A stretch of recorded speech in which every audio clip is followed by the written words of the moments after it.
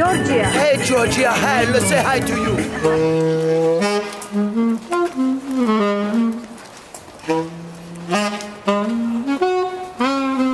ათასწლეულის განვითარების მიზნები, პროგრესი და გამოწვევები ქალთა უფლებრივი მდგომარეობის კუთხით. მომზადება 2015 წელს დაგეგმილ ქალთა მსოფლიო კონფერენციისათვის. გაეროს ქალთა სტატუსის 58 კომისიაზე, რომელშიც არასამთავრობოს გარდა სხვადასხვა ქვეყნის ხელისუფლების წარმომადგენლებიც ესწრებიან, ეს და სხვა საკითხები იყო განხილული.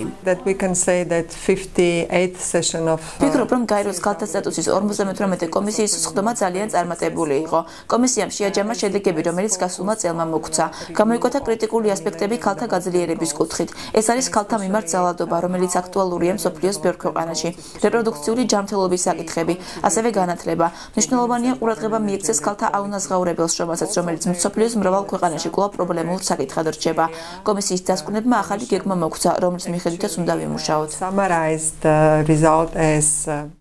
სესიის გახსნის პატივი წელს საქართველოს ერგო მისალმების შემდეგ გაეროსთან საქართველოს მუდმივი წარმომადგენლობის მრჩეველმა ნელი შიოლაშვილმა სიტყვა აზია-პაციფიკის ქვეყნების წარმომადგენელს გადასცა. გაეროს ქალთა სტატუსის კომისია წარმოადგენს ეკოსოკის გაეროს ეკონომიკური და სოციალური საბჭოს ფუნქციურ კომისიას, ერთ-ერთ კომისიას, რომელიც გაეროს ფარგლებში არის პასუხისმგებელი გენდერული თანასწორობის უზრუნველყოფაზე, განმტკიცებაზე. ეს არის კომისია, რომელიც ადგენს გლობალურ სტანდარტებს, გლობალურ დღის წესრიგს, ქალთა უფლებების განმტკიცების და ქალთა როლის გაძლიერების თაობაზე. წლევანდელი სესიის გახსნა მემხვდა წილად და აი უკვე ესე იგი, გენერალურ მდივანთან და გენერალური მდივნის მოადგილესთან ერთად და მე უკვე ჩვენ ავირჩიეთ ფორმალურად თავმჯდომარე, რომელიც წელს არის აზია წყნარი ოკეანის ესე იგი რეგიონალური ჯგუფიდან. გაეროს ქალთა სტატუსის კომისიას ყოველ წელს გაეროს სააგენტოების წევრი ქვეყნებისა და ეკოსოკში აკრედიტირებული არასამთავრობო ორგანიზაციების წარმომადგენლები ესწრებიან. სესიაში ქართული არასამთავრობოებიდან ქალთა საინფორმაციო ცენტრის წარმომადგენლები ელენე რუსეცკაია და მარიამ რობიტაშვილიც მონაწილეობდნენ. ისინი სესიაზე აღმოსავლეთ-დასავლეთ ქალთა ქსელის ეგიდით, კვინა ტილკვინას და ქალთა გლობალური ფონდის მხარდაჭერით გაემგზავრნენ. ჩვენ თანამშრომლობთ ქალთა საინფორმაციო ცენტრთან, ქალთა გაძლიერების კომპონენტში და ერთ-ერთი მნიშვნელოვანი პროექტი ჩვენთვის სამოქალაქო საზოგადოების მხარდაჭერაა. სწორედ ამიტომ ჩვენ გავუწიეთ დახმარება ქალთა საინფორმაციო ცენტრს, რომ მიიღო მონაწილეობა გაეროს ქალთა სტატუსის კომისიის 58 სხდომაზე. ჩვენ გვიჯერა, რომ ქალთა საინფორმაციო ცენტრის ცოდნა და გამოცდილება გენდერული საკითხებისადმი დაეხმარება საქართველოს ქალთა გაძლიერების კუთხით. განსაკუთრებული მნიშვნელობა აქვს ამ სესიას იქიდან გამომდინარე, რომ 2015 წელს იქნება 20 წელი, გახდება 20 წელი პეკინის დეკლარაციის მიღების და სამოქმედო გეგმის მიღების და ფაქტიურად ის ანგარიში, რომელიც ქვეყნებთან წარადგინეს და შემდგომ დაიდო რეკომენდაცია არის კიდე ერთი წლიანი ვადა იმისთვის, რომ მსოფლიოში შესრულდეს წინ წაიწიოს გენდერულ თანასწორობა. ასევე ჩვენი ქვეყნისთვისაც არის ძალიან მნიშვნელოვანი იმ თვალსაზრისით, რომ არის კიდე ერთი თარიღი 2015 წელს, ეს არის გაეროს უშიშროების საბჭოს რეზოლუციის მიღების 15 წლის დავით. ამასთან დაკავშირებით იქნება მსოფლიო კონფერენცია, სადაც ანგარიშებს გააკეთებენ ქვეყნების შესრულების შესახებ სამოქმედო გეგმების. საქართველოს აქვს მიღებული სამოქმედო გეგმა გენდერული თანასწორობის და გარდა მაგისა 2015 წელს ამ სამოქმედო გეგმას ეწურება ვადა. ამ თვალსაზრისით ვფიქრობთ, რომ ძალიან მნიშვნელოვანი იქნება, რომ ქვეყანა გამოჩნდეს როგორც წარმატებული ქვეყანა, რომელმაც მიიღო შემუშავების პროცესში ჩართული იყო სამოქალაქო საზოგადოება და შესრულების განხორციელების პროცესი იყოს წარმატებული. 2015 წელს ქალთა მსოფლიო კონფერენციაზე ქვეყნებს გაეროს უშიშროების საბჭოს 1325 რეზოლუციის შესრულებული ანგარიშის წარდგენა მოუწევთ. საქართველოს ეროვნული სამოქმედო გეგმა უკვე მიღებული აქვს, თუმცა გაეროში საუბრობენ პროცესზე, რომელიც მსოფლიოს ქვეყნებში ამ რეზოლუციასთან დაკავშირებით მიმდინარეობს. Implementation of the resolutions 1325 გაეროს ქალების მშვიდობისა და უსაფრთხოების 1325, 1820 და სხვა დამხმარე რეზოლუციების განხორციელების პროცესი ნელა და არათანმიმდევრულად მიმდინარეობს. ახლა 1325 რეზოლუციის მიღებიდან მე-14 წელი გამოდის და ამჟამად 193 წევრი სახელმწიფოდან მხოლოდ 44 ქვეყანას აქვს მიღებული ეროვნული სამოქმედო გეგმა. ეს გაეროს წევრი სახელმწიფოების 30%-იც კი არ არის. ეს ჩვენი აზრით პრობლემას წარმოადგენს, რადგან ბევრი მთავრობა არ აკეთებს იმ იმას, რაც ევალებათ. არასრულებენ მათ ვალდებულებებს ამ საერთაშორისო კანონის წინაშე. აგრეთვე გარკვეული პრობლემებია ზოგიერთ ეროვნულ სამოქმედო გეგმებშიც, რომლებიც უკვე მიღებულია. ბევრი მათგანი მხოლოდ ქაღალდზე რჩება. ისინი შემუშავებული და მიღებულია, მაგრამ რეალურად არ ხორციელდება. რაც შეეხება თავად რეზოლუციას 1325-ს, საიდანაც საფუძველი ჩაეყარა ამ პროცესს 2000 წელს და გაისა შარშან ჩვენ მივიღეთ რეზოლუცია 21-22, განახლებული რეზოლუცია იგივე საკითხზე. საქართველოს არის ერთ-ერთი იმ 42 ქვეყანათაგან, ვისაც აქვს ეროვნული სამოქმედო გეგმა. ანუ ჯერ კიდევ 1/13-საც არ აქვს გაეროს ქვეყნებისა და ჩვენ უკვე მათ რიცხვში ვართ, ვინც საკმაოდ წინ არის წასული ამ თვალსაზრისით. სესიაზე ქართული არასამთავრობო სექტორიდან 4 ორგანიზაცია, ქალთა საინფორმაციო ცენტრი, ქალთა პოლიტიკური რესურს ცენტრი, რეალური ხალხი, რეალური ხედვა და ქალთა ცენტრი იყო წარმოდგენილი. საქართველოს დელეგაცია იყო ერთ-ერთი ძალიან პროგრესული რეგიონში, თავისი პროგრესული მიდგომებით, განსაკუთრებით ჩვენ სფეროში, რომელიც არის სექსუალური და რეპროდუქციული ჯანმრთელობა და უფლებები. რაც შეეხება არასამთავრობო სექტორს, აღნიშნავდი წელს განსაკუთრებით ძალიან დიდ სათემო ჩართულობას. ძალიან ბევრი მონაწილე იყო უშუალოდ ის ქალის ქალბატონი, ვისაც გარკვეული პრობლემები პირადად ეხება და ძალიან შეთამაშებულად მუშაობს. გარდა 1325 რეზოლუციისა სესიის ფარგლებში განხილული იყო ისეთი საკითხები, როგორიცაა ბავშვთა უფლებების დაცვა, ოჯახში ძალადობის პრევენცია, ქალთა რეპროდუქციული უფლებები, არასამთავრობო ორგანიზაციების საქმიანობა და სხვა. ძალიან მნიშვნელოვანი იყო ის საკითხი, რაც ეხება თვითონ რეპროდუქციული ჯანმრთელობის უფლებების საკითხს, სამწუხაროდ, რაც მენიშნა ამ სესიის შემდეგ ის რომ ძალიან ბევრი მთავრობა არ იყო დადებითად განწყობილი გარკვეული პრობლემების უფლებრივ საკითხში განხილვაზე.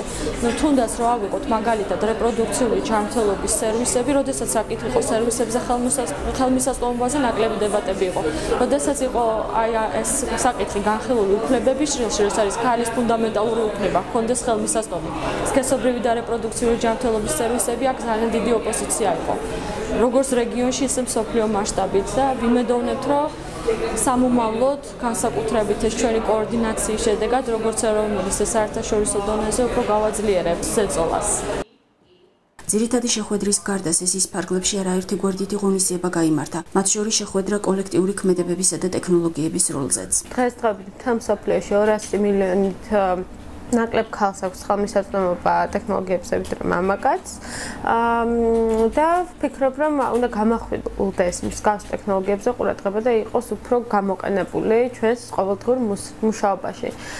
რაც შეეხება ქალთა საინფორმაციო ცენტრს, ჩვენ გვაქვს პორტალი, რომელსაც აქტიურად ვიყენებთ, ასევე Facebook გვერდი, თუმცა გვინდა რომ უფრო გავააქტიუროთ ამ მიმართულებით მუშაობა და მეტად გამოვიყენოთ მსგავსი რესურსები და ასევე გამოვიყენოთ უფრო მეტი ახალგაზრდები ჩავრთოთ ასეთ ღონისძიებებში. So welcome everybody to the session on tools for change collective action of women's rights activists in the Europe and Central Asia. ღონისძიებაზე, რომელიც ქალთა გლობალური ფონდის მიერ იყო ორგანიზებული, სიტყვით ელენე რუსეცკაია, ქალთა საინფორმაციო ცენტრის დირექტორი და აღმოსავლეთ-დასავლეთ ქალთა ქსელის წარმომადგენელიც გამოვიდა.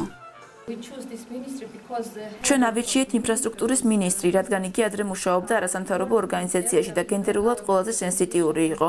ჩვენ დავიწყეთ გენდერის საკითხებში მრჩევლის ლობირება ამ სამინისტროში, რასაც წარმატებას მივაღწიეთ. მან დანიშნა მრჩეველი გენდერის საკითხებში. ამის შემდეგ ჩვენ დავიწყეთ გენდერის საკითხებში მრჩევლების დანიშვნის ლობირება ადგილობრივი ხელისუფლებების დონეზე და მივაღწიეთ შედეგს 59 მრჩეველი ადგილობრივ დონეზე, რაც გასაკვირი იყო არა მხოლოდ არასამთავრობო, არამედ საერთაშორისო ორგანიზაციებისთვისაც და პოლიტიკოსებისთვისაც. ქალთა გლობალურმა ფონდმა თავის გრანტის მიღებებთან ერთად დღეს ჩავატარეთ სესია კოლექტიურ მოქმედებაზე და ქალთა მოძრაობებზე პოსტსაბჭოთა ქვეყნებში. ამ სესიის მიზანი იყო იმ პრობლემებზე გამახვილება ყურადღების, რაც ამ ბოლო დროს გამოჩნდა რეგიონში და რაც უფრო მეტ პრობლემას უქმნის ქალებს და ქალთა უფლებების დამცველებს.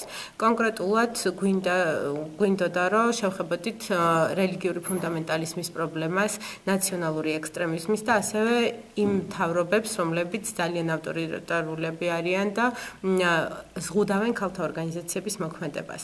ყავდნენ აქტივისტები ყირგიზეთიდან, ჩეჩნეთიდან, სომხეთიდან და საქართველოდან. ყველაზე დიდი აქცენტი ამ სესიაში გაკეთდა აი ამ პრობლემებზე რეაგირების მეთოდი, გამოიკვეთა კოლექტიური მოქმედება, ქალთა მოძრაობა, კოლაბორაცია და სოლიდარობა ქალთა ორგანიზაციებს და აქტივისტებს შორის. შეხვედრის შემდეგ ქალთა გლობალური ფონდის წარმომადგენელმა საქართველოში გენდერული კუთხით არსებულ მდგომარეობასა და აქ მუშაობით მიღებულ შედეგებზე ისაუბრა.